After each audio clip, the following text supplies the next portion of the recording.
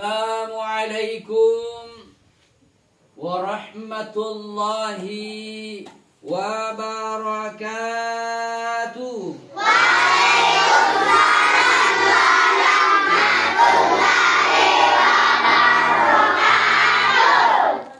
Alhamdulillahi rabbil alamin, wassalatu wassalamu ala asyrafil anbiya'i wal mursalin, Sayyidina wa maulana Muhammadin wa ala alihi wa ashabihi ajma'in, amma ba'du. Gimana kabarnya? Baik. Sehat? Alhamdulillah. Pada hari ini kita sudah memasuki hari ke 13 bulan suci Ramadan. Alhamdulillah, sudah kita berada di hari ke-13 bulan suci Ramadan, dan sebentar lagi kita sudah akan memasuki pertengahan bulan suci Ramadan, dan sebentar lagi bulan suci Ramadan meninggalkan kita, dan semua pahala-pahala kita di store ke Allah Subhanahu wa Ta'ala untuk nanti dibalas pahala yang berlipat ganda. Dan nanti setelah kita tinggalkan dunia ini, semua amal ibadah kita sudah siap untuk kita nikmati. Alhamdulillah. Pada kesempatan ini, insya Allah yang akan kita bahas adalah ada 4 golongan manusia yang akan dimasukkan oleh Allah ke dalam surga dengan penuh keselamatan dan penuh rahmat dari Allah Subhanahu wa Ta'ala. Yang pertama, mari kita dengar hadis Rasulullah Sallallahu Alaihi Wasallam yang diriwayatkan oleh Ahmad, At-Tirmizi dan Hakim. Rasulullah Sallallahu Alaihi Wasallam bersabda, "Afshus salam wa at'imut ta'am wasilul arham wasallu an-nasu niyam tadkhulul jannata bisalam." Rasulullah Sallallahu Alaihi Wasallam bersabda, ada 4 golongan yang akan dimasukkan ke dalam surga dengan penuh keselamatan. Hadis ini menjelaskan bahwa ada orang masuk surga tapi tidak selamat. Ada orang masuk surga dengan penuh keselamatan dan rahmat Allah. Siapakah orang yang masuk surga tetapi tidak selamat? Yaitu orang-orang yang dulu dicuci dulu dosanya di dalam neraka, dibakar dulu, baru masuk ke dalam surga. Itu masuk surga tetapi tidak selamat. Ada orang yang masuk surga dengan selamat, dengan rahmat Allah. Kenapa? Karena langsung masuk surga tanpa diproses, tanpa melewati penghisaban. Semua langsung masuk ke dalam surga dengan penuh kasih sayang Allah. Ini yang kita harus kejar, yaitu masuk surga dengan penuh keselamatan. Jangan masuk surga, tapi harus dicuci dulu dosanya di dalam neraka pakai api, bukan dinso, bukan sabun, tapi pakai api. Dibakar dulu api. Setelah badannya hancur, dibulatkan lagi. Setelah bulat, dibakar lagi. Untuk apa? Merasakan asapnya, merasakan sakitnya asap neraka, api neraka. Nah itu kita harus semua masuk surga dengan penuh keselamatan. Yang pertama yang harus dilakukan agar supaya kita bisa masuk ke dalam surga dengan penuh keselamatan. Yang pertama, afshus salam, yaitu menebarkan salam. Yaitu kita harus banyak mengucapkan salam. Ada orang kita ketemu di jalan, Assalamualaikum. Iya, kenal atau tidak kenal? Ya banyak. Ada orang lewat, Assalamualaikum. Ketemu gurunya, Assalamualaikum. Siapa yang banyak mengucapkan salam, maka dia termasuk calon penghuni surga.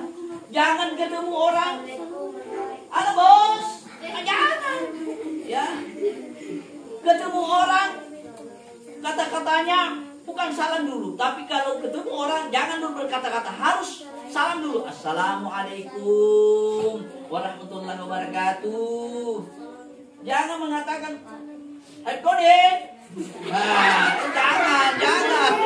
Jangan itu, tidak boleh. Sebagai ciri umat Islam harus mengucapkan salam dulu. Assalamualaikum warahmatullahi wabarakatuh. Lalu orang lain menjawab waalaikumsalam warahmatullahi wabarakatuh. Apa artinya? Assalamualaikum warahmatullahi wabarakatuh. Semoga keselamatan, semoga rahmat dan keberkahan Allah curahkan kepadamu. Lalu orang menjawab salam kita, waalaikumsalam warahmatullahi wabarakatuh. Bagimu keselamatan, rahmat dan keberkahan. Jadi kita memberi salam, mendoakan orang yang kita ketemu, dan orang menjawab salam kita, orang itu juga mendoakan keselamatan kita. Begitu. Jadi itu salam, ucapan kata-kata sederhana tetapi maknanya luar biasa. Kenapa? Karena dengan mengucapkan salam kita harus saling rukun, damai, saling mencintai, saling menghormati, menghargai, menyayangi. Karena itu yang dicintai oleh Allah. Allah tidak suka kita bermusuh. Allah tidak suka kita saling membenci. Allah tidak suka kita saling memfitnah. Semua itu Allah benci. Yang Allah suka, yang Allah senang adalah saling menyayangi, saling mencintai, saling memeluk, saling menghargai, menghormati. Tidak saling siku kiri, siku kanan. Tidak boleh. Tidak boleh. Kita harus saling menghormati dan menghargai, rukun, damai. Itu yang Allah inginkan kepada hamba-hambanya. Nah, itu. Jadi yang pertama adalah mengucapkan salam. Yang kedua, afsus salam wa at'imut ta'am. Kembali lagi, orang yang akan masuk ke dalam surga dengan penuh rahmat Allah, yaitu orang yang suka memberi atau imut ta'am, orang yang suka memberi makan, orang yang suka bersedekah. Kita bersedekah jangan menunggu kaya. Tidak bersedekah itu kalau kita tunggu kayanya. Berapa saja ada uang tak 1.000, kasih masuk di celengan, di masjid, atau kalau ada di situ kasihan tetangga tak tidak punya apa-apa, kita kasih, kita sedekah. Kenapa? Allah cinta kalau hambanya itu suka memberi, suka menolong sesama.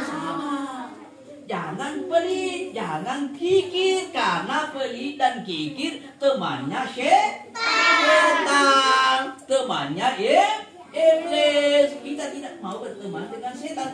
Kenapa? Karena kalau kita bersahabat dengan setan, kita sama-sama di neraka, dibakar api, makan minum nana, makan duri, itu di dalam neraka. Semua itu kita tidak mau.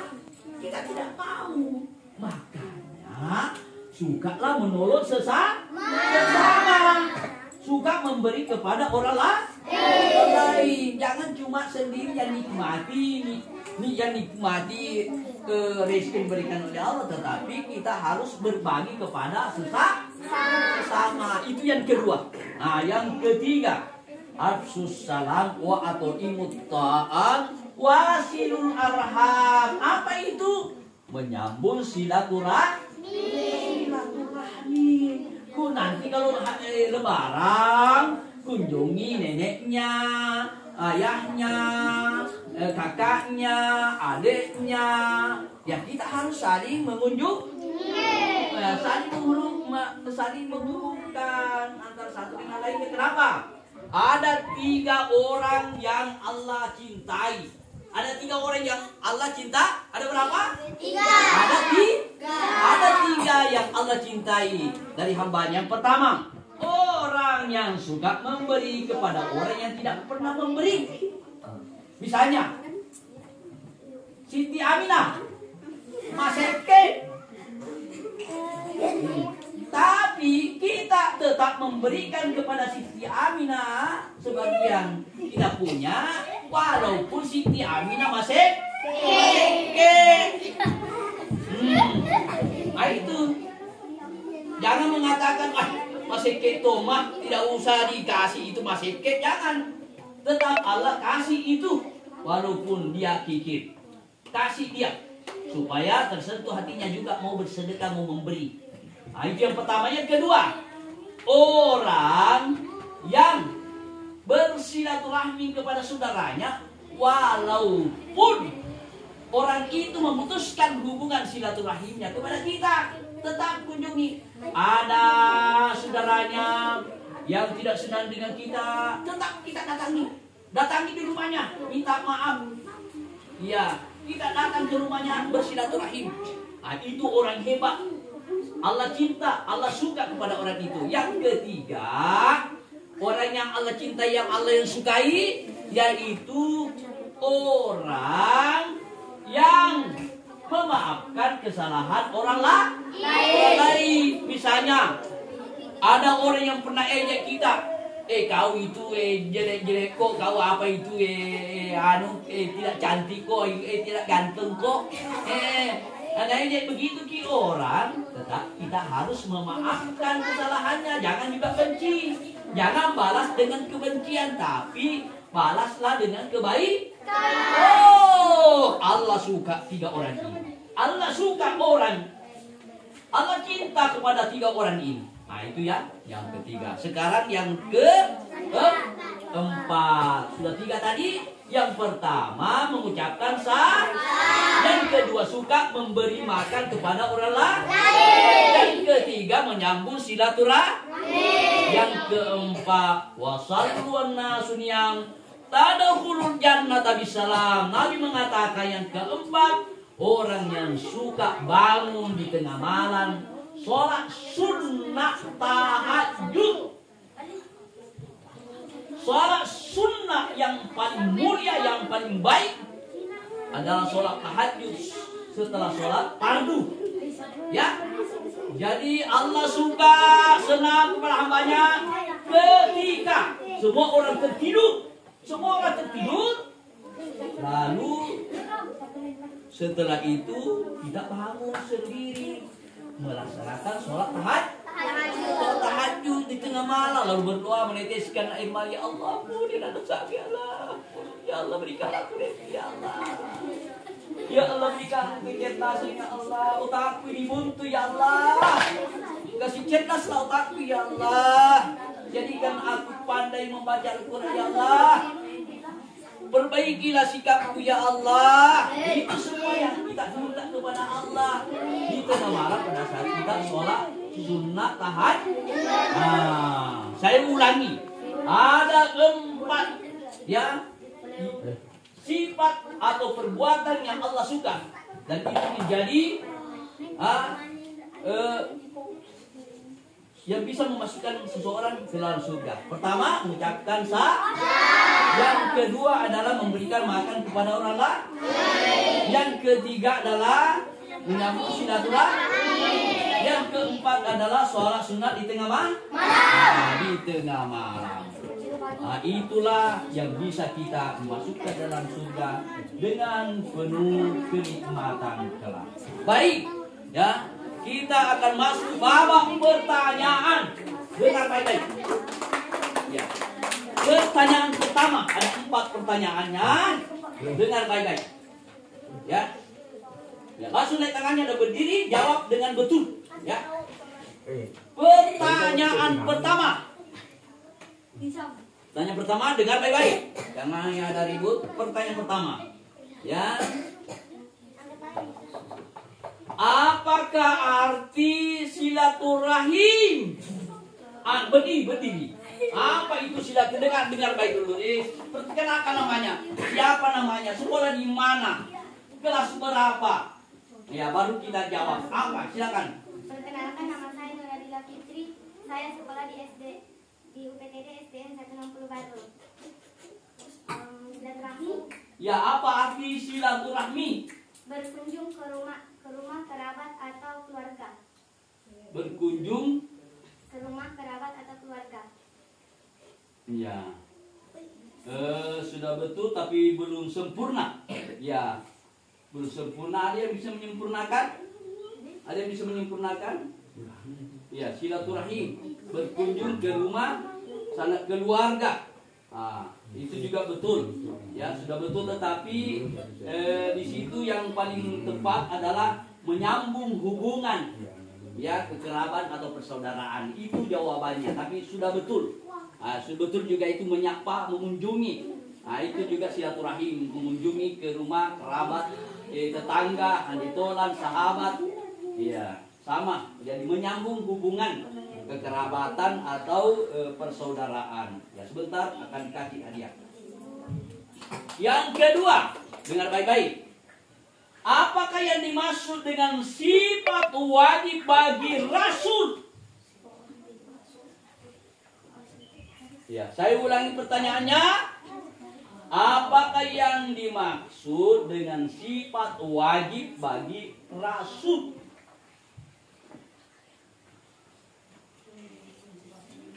Ya, silakan jawab siapa? Siapa yang menjawab, bisa menjawab? Apakah yang dimaksud dengan sifat wajib bagi Rasul? Ada? Berdiri yang menjawab. Berdiri. Berdiri. Ya.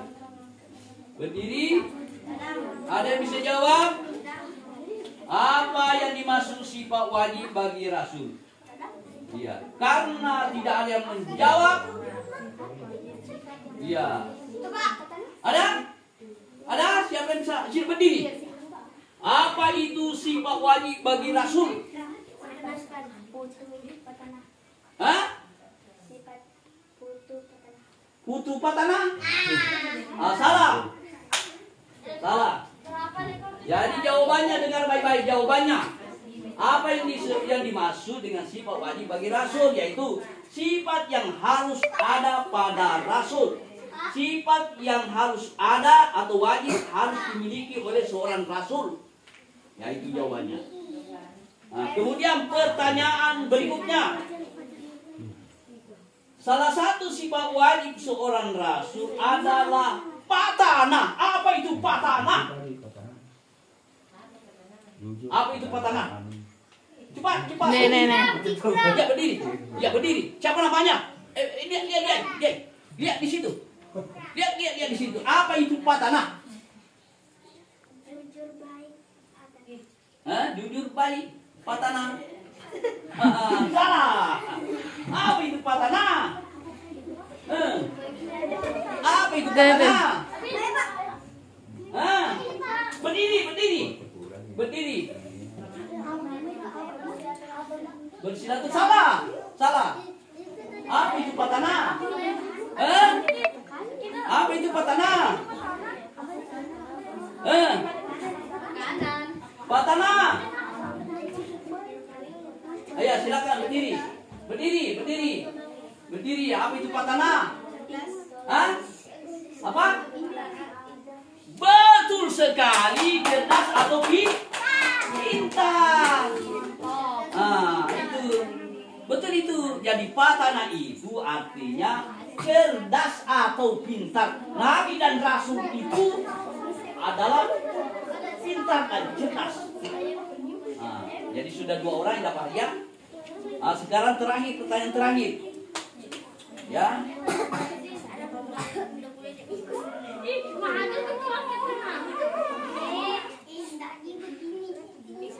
Coba sebutkan 4 hal perbuatan yang dapat memasukkan kita ke dalam surga. Ya, ini. Ya. Perkenalkan namanya. Siapa namanya? Sekolah di mana? Enggak kasih keras suaranya. Berapa? Perkenalkan, nama saya Fitra Azhara, kelas 5, sekolah di SDN 160 Baru. Ya. Coba sebutkan 4 hal perbuatan yang bisa memasukkan kita ke dalam surga dengan penuh keselamatan. Memberi salam. Yang kedua, suka memberi makan. Ya. Ketiga,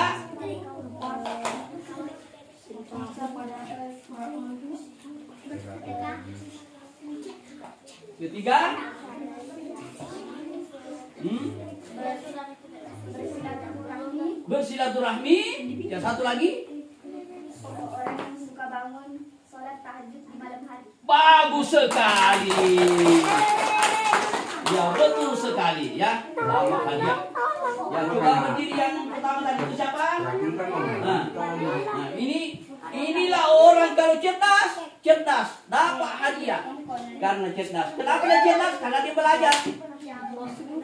Tidak bisa orang pintar kalau tidak belajar. Dia belajar artinya banyak membaca buku. Harus belajar. Nah, ini ya. Ya. Yang kedua, berdiri. Siapa? Nah, ya. Siapa lagi satu? Nah.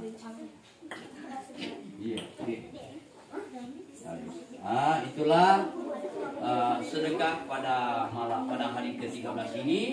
Mudah-mudahan yang lain belajar terus supaya dapat juga hadiah. Yang belajar dan belajar terus ya.